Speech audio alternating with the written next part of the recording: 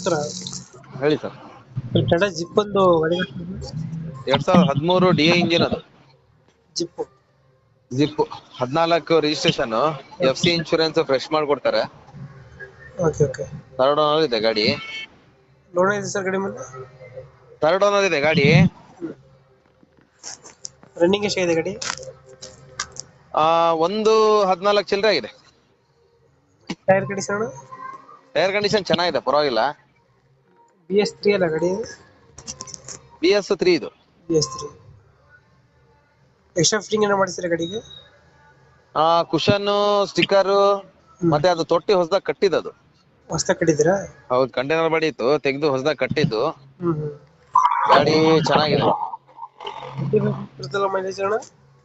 ಆ ಮೈಲೇಜ್ ಎಷ್ಟು ಕೊಡುತ್ತೆ ಗಾಡಿ? ಮೈಲೇಜ್ 25 ಅಬವ್ ಬರುತ್ತೆ ಅದು. ಎಕ್ಸ್ಟ್ರಾ ಫಿಟ್ಟಿಂಗ್ ಏನೋ ಮಾಡಿಸಿರ ಗಾಡಿಗೆ?